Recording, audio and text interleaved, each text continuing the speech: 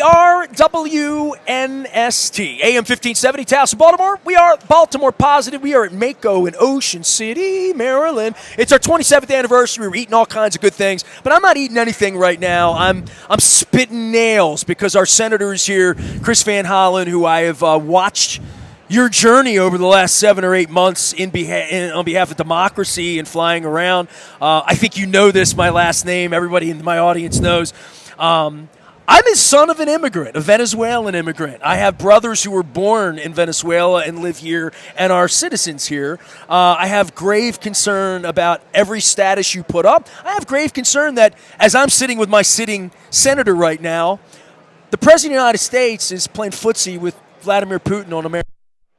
Senator, everything that's happened here the last 8 months and Putin and what's happening right now, respond to the fact that the President of the United States is meeting with Vladimir Putin. What's wrong with that? Well, Nestor, there's so much to talk about, but let's start with that. The reason this is a problem is because from day one, Donald Trump said he was going to end the war in Ukraine, but what he's done instead is further empower Vladimir Putin. And Putin has played Donald Trump like a fiddle. And he has played for time, and during that time, Putin has actually advanced his army further into Ukraine. Donald Trump keeps making noises about how he's going to push back. He says he's going to support this bill we have in Congress to impose sanctions, bigger sanctions on Russia. But when we get ready to do it, he sends the signal up to Republicans in the Senate, no, don't do that. He backs off. Now he is actually making Putin's day by allowing Putin to meet with him one-on-one, exclude Zelensky, and symbolically exclude the people of Ukraine, not include our allies in Europe, and to do it on American soil. So just the spectacle of this is a win for Vladimir Putin. As it was for Kim Jong-un the first time As around. it was for Kim Jong-un. Look, I believe in dialogue, but you want to have a dialogue that can lead to some positive outcome. And here, everything that Donald Trump has said and done up to this point is to throw the Ukrainian people literally under the bus and threaten them and essentially say, Putin's a great guy. Then, of course, Putin drops some more bombs, and then, Trump says, ooh, maybe that's not so good, but he doesn't do anything. This is the problem, and Putin knows it. The Trump thing the second time around, since last time we got together, I think you said something really profound to me last year. You looked at me and you said, in this space, journalist, most dangerous job in the world, is what you said to me this time last year. I think it's even more dangerous now in regard to Trump being in control of the country again. I'm just stunned the second time around that this has happened, that we're back doing this all over again after the plague. Well, we are, and if you listen to Donald Trump, he thinks that, journalists are like the enemies of the people, when in fact journalists are the people we rely on to make sure we have transparency, which helps lead to accountability. If you look at a White House press conference these days, you can see that they begin to stack it with people who are just, Trumpers, right? They're people who are essentially mouthpieces for Donald Trump. If you ask him any question that challenges his policies in any way, he attacks you. If you ask him a softball question, he embraces you. And of course, he attacked public radio and public TV, which are public goods. And he attacked them because he doesn't like people who report the facts. This is a president who hates the facts. I mean, he just fired the guy at the Bureau of Labor Statistics because he didn't like the facts that he assessed with respect to the state of jobs in the economy. So this is a president who wants to essentially have everybody believe what he says when he lies through his teeth all the time. So press is more important than ever. And he's not standing up for the press around the world either. I mean, I think it's a very important priority for an American president to support freedom of press here at home, but also around the world. Chris Van Hollen is our guest. He is our sitting senator. All right, let's get to ICE and immigration. Get off of Trump, but it's all Trump. I mean, it just is. Your seat, you're playing defense in this civil war. I don't even know what else to say. It's kind of uncivil, quite frankly. I've seen pictures of you at doorways of ICE. Can you tell me and our audience what you're seeing, your trip to Central America, all of that? What are you seeing that people need to know about, our citizens need to know about, and what you're not seeing that our citizens need to know about, which might even be more important? Well, look, Nestor, I know your great Venezuelan roots, and if you look at America over our history, a lot of our vitality comes from waves of immigrants. And what the president is doing right now is an attack on immigrants. And I do want to step back just to frame this issue. All of us, I believe, certainly I do, believe in strong border security. I have been working at the federal level for years to try to pass comprehensive immigration reform, so we have a sane immigration system. And I'm not going to go through the whole history of this, but I do remember when Senator McCain had a bill back in the day that would have created a comprehensive immigration reform, good border security, good legal immigration system. Passed the Senate, came to the House. The Speaker of the House at the time was John Boehner, a Republican. He didn't even let it come to a vote. So we've had a broken system. What Donald Trump is doing now is going after people who pose zero threat to our communities and countries for the most part, and people who've lived here for a long time. Now, he says he's going after the worst of the worst. If that were true, that would be appropriate, right? People who've committed crimes or pose a threat to public safety, they need to be held accountable. No argument. But if you look at ICE's own data, and by the way, I went to the ICE facility in Baltimore City just the other day. If you look at their data, their own data says that 84% of the people they are rounding up and shipping to detention centers around the country pose zero threat to public safety. Zero threat. This is ICE data. So I asked the people at the Baltimore Detention Center, the president says he's going after the worst of the worst. They must have given you a definition for who those people are so you can really focus on those people. Well, of course they haven't, because that's not who they're focused on. They're focused on everybody. That's how that looks like me. Yeah, looks like you. Has a pastor. There was a pastor on the Eastern Shore.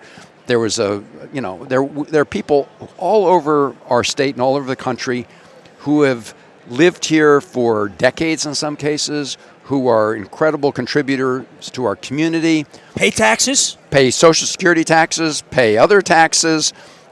And these are the people overwhelmingly, again, 84% pose no threat to public safety, who are being locked up and detained by Donald Trump and ICE. In the process, we also see many people being deprived of their due process rights. And that was the case with Comar Abrego Garcia.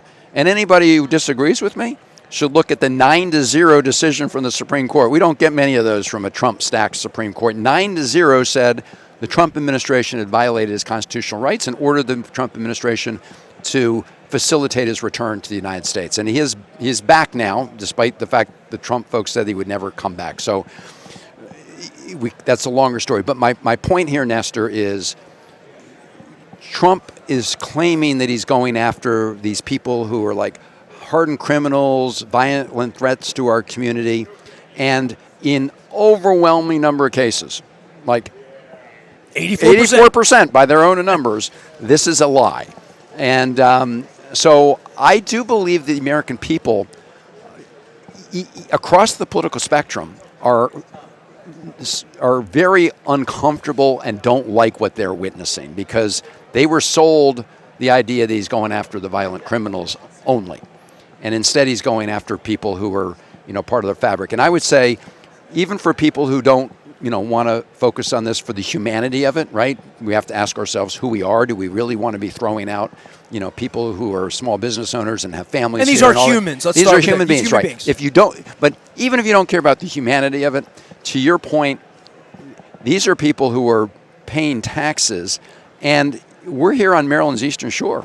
They're picking the food that's your dinner. Maryland's Eastern Shore depends on a lot of these laborers. And now you hear Donald Trump's folks in his administration saying, well, we're hearing from the farming community around the country. Do you think we should give an exception to the farming community? Well, that just shows the hypocrisy of this whole thing if he's going to start doling out favors to preferred, industries or sectors. Did you vote for me? Or are you in a red state? Yeah, so, right, this just shows how cynical their approach has been. And for those, now they're having to backtrack. So they set a quota, as you know, Nestor, right? Steve Miller, this is the president's guy on this,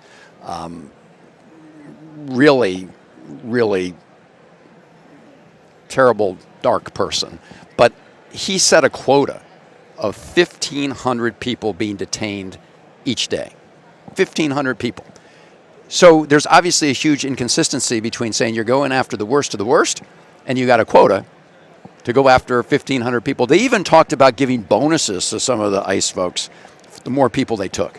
Now, this got them in a little trouble. I'm wondering who these ICE people are. Yeah. Like, I'm wondering how they get hired, how they get identified, what their background checks are to be pulling humans off the street without identification and denying them due process and their rights. Well, we certainly should be setting up some clear rules of engagement. That's why I'm part of a piece of legislation that requires that people not be able to just come snatch someone off the street without showing you identification and wearing a mask. I mean, we've all seen pictures of people coming up with masks and no identification.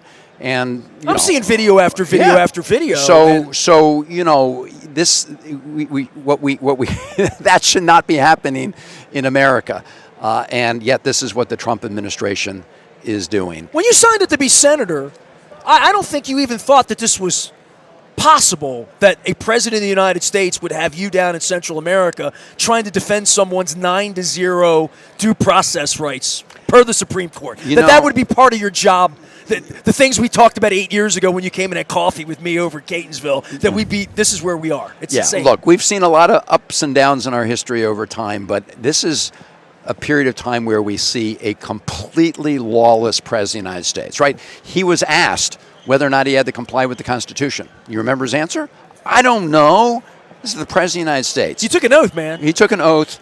And now what we're witnessing, look at his power grab in the District of Columbia as we speak. He's essentially abusing this law, claiming an emergency. He didn't intervene with the National Guard in time for the January 6th insurrection and riots against the Capitol. That was an emergency. Now he's manufacturing an emergency so that he can try to federalize the D.C. police force. This is an abuse of power, and we all need to stand up together. What are you finding when you're finding these? What is Alcatraz? What does that look like in downtown Baltimore? What does that facility look like? So in downtown Baltimore, they pretend it's not a detention center. And just take a second here. It's supposed to be, quote, a holding facility where people are processed in transit to these bigger detention centers. And under their rules, there was a limit of 12 hours in which they could hold somebody in the Baltimore, what they call the holding facility. Well, it turns out because they were snatching up so many people, they were keeping people for more than the 12-hour standard. And so they had to get a waiver. From who? Kristi Noem. So now it's 72-hour standard, but they're exceeding that in many cases. So when I went there, that was one of my big questions. Beds, water, bathroom, food, all of that, right? What's the longest someone's been here? Because I've seen public reports of like 8 days. Now, the reason this is important is because that clearly is a detention center, right? And they're trying to claim it's not because they wanted to deny us entry. Because the federal statute says members of Congress, as part of their oversight responsibilities, can go to these detention centers and inspect them. But they wanted to claim it wasn't, which is why they locked us out the first time. They obviously looked at the law and must have realized that was a bad idea. So we went in, and my biggest first concern is so many people being snatched up, are not the worst of the worst. And the second concern is these people who are in the Baltimore detention center, they have real trouble accessing their lawyers. Even family members have a difficult time getting in, and they have to get them to sign a privacy release in order for ICE to tell any of us what's happening in their case. And it's hard for them to get the privacy release to their loved ones or their detainees. So the Baltimore Center is one cog in a really awful system that's being used to violate, in many cases, people's due process rights. That's where Kilmar Abrego Garcia, that was his first stop before they sent him to another state, and then Texas, and then to CICOT, the gulag in El Salvador. Chris Van Hollen, our time is short. I got to let you go. I do want to talk about Gaza with you at some point. So come get a crab cake with me, because I hear you getting named. I see you called names on the internet about trying to stop a genocide. And it's a longer issue than that. I want to give you a chance to defend yourself, but come back and get a crab cake. Well, let's just say one word about this first of all, because I think it's important, and you just raised it. As I've said from the very beginning, right after the horrendous Hamas attacks of October 7th on Israel, that Israel obviously has a right to defend itself. It has a duty to defend itself and go after Hamas. What they don't have a right to do, and what is not just, is to hold all the Palestinian people, including 2 million in Gaza, responsible and to impose collective punishment on all of them. And when you start withholding food and humanitarian assistance as a weapon of war, that is collective punishment. That is not justified. But that is what has been happening, and that is why you see people who literally have died of starvation. And my view is that while the Netanyahu government, and let's be clear, we're talking about government actions here, a government, by the way, that is not very popular right now in Israel. And one that we're supporting greatly. Including the hostage families who were protesting, the majority of them outside of Netanyahu's offices. You have a government there that is using American taxpayer dollars for bombs that they're dropping in Gaza at the same time that they are cutting off access to humanitarian aid. American taxpayers should not be funding bombs for Gaza while the Netanyahu government is using food as a weapon of war and humanitarian assistance as a weapon of war, period. Well, I can't disagree with any of that. Thank you. I know you got to go. Chris Van Hollen, our senator. We're back for more in Ocean City, Maryland right after this. We're at Mako. Stay with us.